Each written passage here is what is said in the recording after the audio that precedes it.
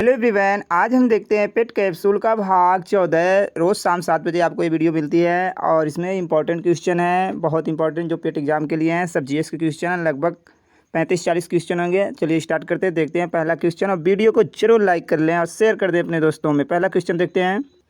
बौद्ध का वह धर्म ग्रंथ जिसमें गौतम बुद्ध के पूर्ववर्ती कथाएँ संकलित हैं। बौद्ध का वह धर्म ग्रंथ जिसमें गौतम बुद्ध के पूर्ववर्ती कथाएं संकलित हैं। जीवक या जातक है या विनय पिटक है या इनमें से कोई नहीं। इसका राइट आंसर क्या है? जातक। जातक में जो है गौतम बुद्ध के पूर्ववर्ती कथाएं क्या हैं? संकलित हैं। जातक जो है ये बौद्ध धर्म का क्या है? मुख्य साहित्य है। बौद्ध धर्म का मुख्य साहित्य है। विनय पिटक में क्या है? विनय पिटक में है संघ के आचरण से संबंधित है, यानी जो संघ है बौद्ध धर्म का उसके आचरण से संबंधित है विनय पिटक। निम्नलिखित में से कौन सा अचल चंद्रगुप्त मौर्य के साम्राज्य में शामिल नहीं था? अफगानिस्तान, बलूचिस्तान, तमिलनाडु, बंगाल। कौन शामिल नहीं था? तो तमिलनाडु जो है शामिल नहीं था। पानीपत के प्रथम युद्ध में लोदी वंश का पतन हो गया था तथा इसके परिणाम स्वरूप बाबर के नियंत्रण में एक बड़ा भूभाग आ गया। वह भूभाग था, कौन सा भूभाग था?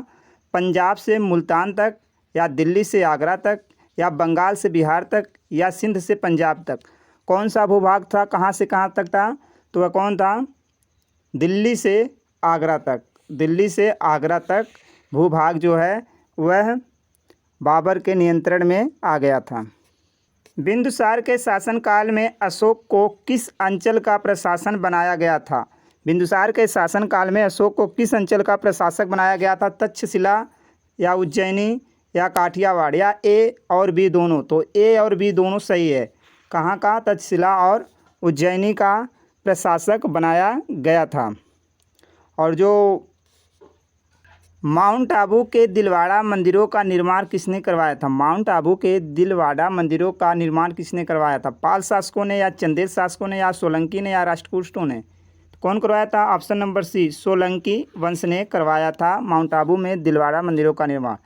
दिलवाड़ा जो मंदिर है ये किससे बना है? सफ़ेद मार्बल से बना है। सफ़ेद मार्बल से बना हुआ है। काकोरी ट्रेन डकैती 1925 में किसके द्वारा आयोजित की गई थी? स्वराज पार्टी द्वारा, या भारतीय राष्ट्रीय कांग्रेस द्वारा, या फिर अनुशीलन समिति द्वारा, या हिंदुस्तान रिपब्लिकन एसोसिएशन द्वारा? हिंदुस्तान रिपब्लिकन एसोसिएशन द्वारा। तो इसका right answer option number D है, हिंदुस्तान रिपब्लिकन एसोसिएशन द्वारा काकोरी ट्रेन डकैती आयोजित की गई थी। लंदन में द्वितीय गोल मेज सम्मेलन का आयोजन केंद्र क्या था? व्हाइट हाउस में, या 10 डाउनिंग स्ट्रीट में, या बंगम पैलेस में, या सेंट जेम्स पैलेस में?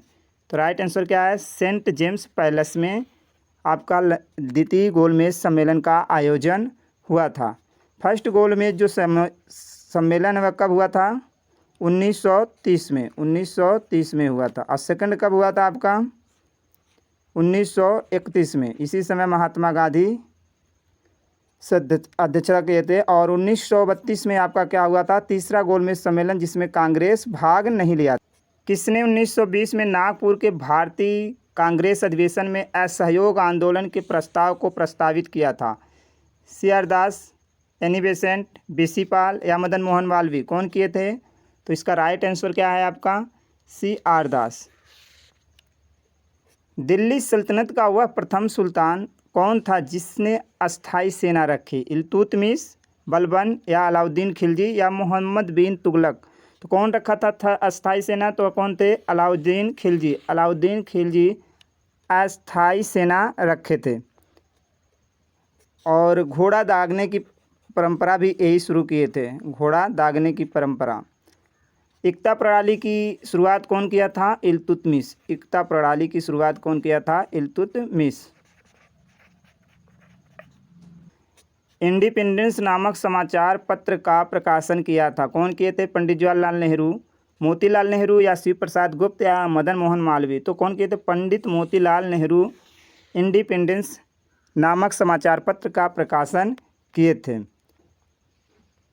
और जो आपका नेहरू रिपोर्ट है इसके अध्यक्ष कौन थे? मोतीलाल नेहरू ही थी। नेहरू रिपोर्ट जो था कब आया था ये? 1928 में आया था नेहरू रिपोर्ट। किसे भारत का पारिस्थितिक तप्त स्थल कहा जाता है? पश्चिमी घाट या पूर्वी घाट या पश्चिमी हिमालय या पूर्वी हिमालय, किसे कहा जाता है? तो राइट आंसर इसका पश्चिमी घाट को कहा जाता है। किसे कहा जाता है? पश्चिमी घाट को पारिस्थितिक तप्त स्थल। इसका तात्पर्य क्या है? जैव विविधता से। किससे है? जैव विविधता से। 1 डिग्री देशांतर की सर्वाधिक दूरी कहाँ पर होगी? 45 अक्षांश पर, मकर रेखा पर, विषुवत रेखा पर, कर्क रेखा पर। कहाँ पर होगी? तो इसका राइट आंसर क्या होगा? विषुवत रेखा पर। विषुवत रेखा पर होगी। दून घाटी किन हिमालय के बीच बसी है? दून घाटी किन हिमालय के बीच बसी है? लघु और शिवालिक हिमालय, या फिर महान और लघु हिमालय, या पीर पंजाल और जास्कर, या लद्दाख और जास्कर, किसके बीच में है? तो इसका राइट आंसर है लघु और शिवालिक हिमालय के बीच में दून घाटी स्थित है या बसी हुई है। निम्न में से कौन सा कथन सही है? रावत भाटा परमाणु केंद्र गुजरात में है, नरौरा परमाणु कर्नाटक में है, काकरापार परमाणु राजस्थान में है, या उपयुक्त में से कोई नहीं। तो यही सही है, यानी जो भी दिया है ये क्या है? सब गलत है ऊपर वाला। रावत भाटा आपका कहाँ है? राजस्थान में है। राजस्थान में है, इसका यहाँ पे राजस्थान में है। और काकरापार परमाणु कहाँ है? गुजरात में है। और नरौरा आपका कहाँ है? यूपी यानी उत्तर प्रदेश में है। दिल्ली और लखनऊ को जोड़ने वाला नेशनल हाईवे कौन सा है? दिल्ली और लखनऊ को जोड़ने वाला नेशनल हाईवे है NH24, नेशनल हाईवे 24। संघीय बजट में प्राथमिक घाटा शब्द मतलब है किससे है? राजस्व घाटा ब्याज भुगतान, या राजकोषीय घाटा ब्याज भुगतान, या राजस्व घाटा राजस्व प्राप्तियाँ, या कुल व्यय कुल उधार, किससे है? तो इसका राइट आंसर क्या होगा? राजकोषीय घाटा ब्याज भुगतान। ठीक है, ऑप्शन नंबर बी। संघीय बजट में प्राथमिक घाटा शब्द का मतलब है राजकोषीय घाटा ब्याज भुगतान। निम्नलिखित में से कौन भारत के सभी ATM को जोड़ता है? भारतीय bank association, national securities limited, या भारतीय राष्ट्रीय भुगतान निगम, या भारतीय रिजर्व बैंक। कौन जोड़ता है? तो इसका राइट आंसर है भारतीय राष्ट्रीय भुगतान निगम।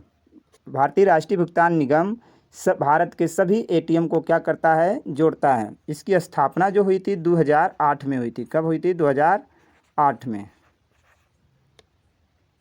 ये RBI के अधीन काम करता है। RBI के अधीन काम करता है। RBI का राष्ट्रीयकरण कब हुआ था? 1949 में हुआ था। RBI की स्थापना कब हुई थी? ये आप कमेंट करके बताएं।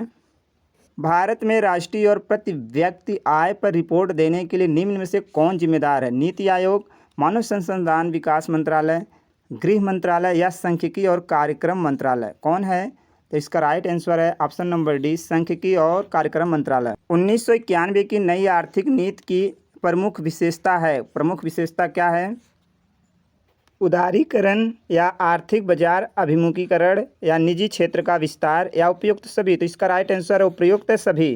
कैबिनेट का तात्पर्य है, कैबिनेट का तात्पर्य क्या है? शासन के सभी मंत्रीगण, या कैबिनेट स्तर के मंत्री, या अपने सचिव के साथ कैबिनेट स्तर के मंत्री, या राज्य मंत्रीगण। डी यहाँ रहेगा, राज्य मंत्रीगण। तो इसका राइट आंसर क्या है?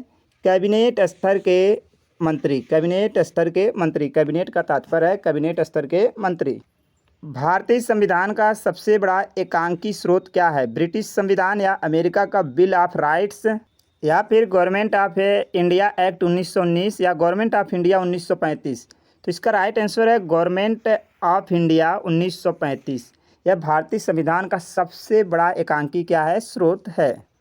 संविधान के किस अनुच्छेद में संहिताबद्ध है कि मंत्रिपरिषद लोकसभा के प्रति सामूहिक रूप से उत्तरदायी होगी? 75 का ए अनुच्छेद, या अनुच्छेद 75 का 2, या अनुच्छेद 75 का 3, या अनुच्छेद 75 का 4। तो राइट आंसर क्या है?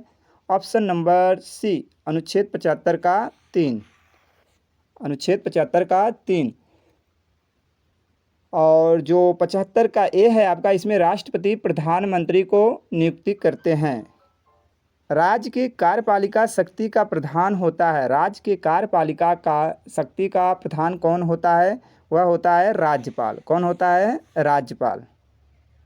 राज्य के राज्यपालों का गठन अनुच्छेद 153 में किया गया। किस में? 153 में किया गया है। जिला परिषद का सचिव होता है, जिला परिषद का सचिव कौन होता है? जिला विकास अधिकारी या जिलाधिकारी या प्रखंड विकास अधिकारी या फिर अनुमंडलीय पदाधिकारी, कौन होता है? तो इसका राइट आंसर आपका है जिला विकास अधिकारी। जिला विकास अधिकारी जिला परिषद का क्या होता है? सचिव होता है। कौन सा रोग वायरस द्वारा होता है? हैजा, डिप्थीरिया, हेपेटाइटिस या मलेरिया, कौन होता है? तो इसका राइट आंसर है हेपेटाइटिस। हेपेटाइटिस। हैजा आपका जो है यह होता है बैक्टीरिया से। किससे होता है? बैक्टीरिया से होता है।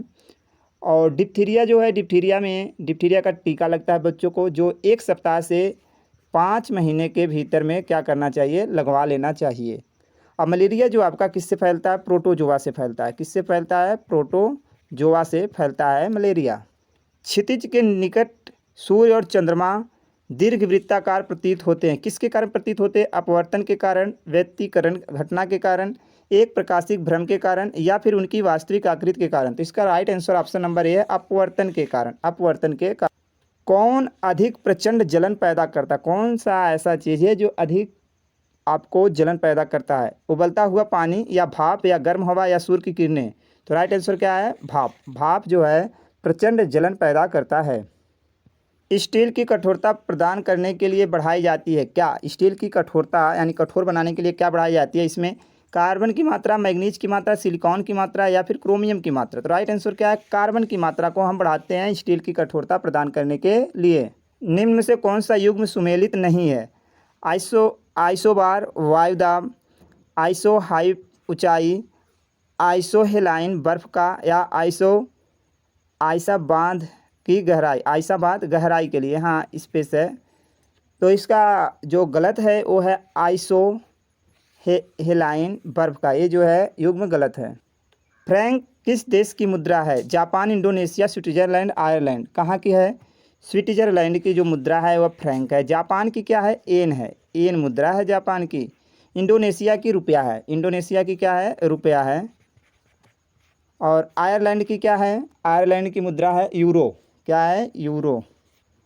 यूरो मुद्रा है आयरलैंड की। कौन भारतीय पुलित्जर पुरस्कार से सम्मानित नहीं है? गोविंद बिहारी लाल या झुम्पा लाहिड़ी या गीता आनंद या मुल्कराज आनंद। तो राइट आंसर क्या? मुल्कराज आनंद। मुल्कराज आनंद।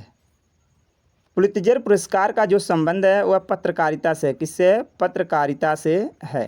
पुलित्जर पुरस्कार का संबंध पत्रकारिता से। कुष्ठ रोगी दिवस मनाया जाता है। कुष्ठ रोगी दिवस कब मनाया जाता है? 30 जनवरी को मनाया जाता है। कब मनाया जाता है? 30 जनवरी को मनाया जाता है। भारतीय अंतरिक्ष कार्यक्रम का जनक किसे कहा जाता है? भारतीय अंतरिक्ष कार्यक्रम का जनक किसे कहा जाता है? अब्दुल कलाम को, विक्रम साराभाई को, राकेश शर्मा को या फिर होमी भाभा को? किसे कहा जाता है? इसका राइट आंसर है विक्रम साराभाई को कहा जाता है। मिसाइल मैन के नाम से कौन जाने जाते हैं? वो हैं अब्दुल कलाम जी। मिसाइल मैन के नाम से जाने जाते हैं। और जो होमी भाभा हैं इनका भी योगदान है। इन्हें परमाणु कार्यक्रम का जनक कहा जाता है। परमाणु कार्यक्रम का जनक कहा जाता है होमी भाभा को। देश भर में फांसी का फंदा सिर्फ बनाया जाता है। देश भर में फांसी का फंदा सिर्फ कहाँ बनाया जाता है? तिहाड़ जेल में या मांडला जेल में या बक्सर जेल में या यरवेदा जेल में? कहाँ बनाया जाता है? तो ये सिर्फ बनाया जाता है बक्सर जेल में। कहाँ पर? बक्सर जेल में बनाया जाता है। तिहाड़ जेल कहाँ है आपका? दिल्ली में। कहाँ है? दिल्ली में। और यरवेदा जेल कहाँ है आपका? पुणे में। कहाँ है? पुणे में है। तो ये थे आज के आपके सब क्वेश्चन, यानी इस एपिसोड के देखते हैं आगे की जानकारी। तो ये आपके लिए शाम 5 बजे, डेली शाम 5 बजे आपको करंट अफेयर्स की क्लास मिलती है। निचोड़ सीरीज है। 5 मिनट में आपको पूरे दिन का करंट अफेयर्स मिल जाता है, यानी 5 मिनट के अंदर में ही पूरे दिन का करंट अफेयर्स मिल जाएगा। इसमें आपको अधिक समय बिताने की ज़रूरत नहीं है, क्योंकि समय क्या होता है? बहुमूल्य होता है। समय बर्बादी अच्छी बात नहीं है। तो वीडियो आपको पसंद आई होगी तो ज़रूर लाइक करिएगा, शेयर करिए अपने दोस्तों में, अधिक से अधिक शेयर करिए। और पहली बार चैनल से जुड़े हैं तो सब्सक्राइब जरूर कर लीजिए। धन्यवाद।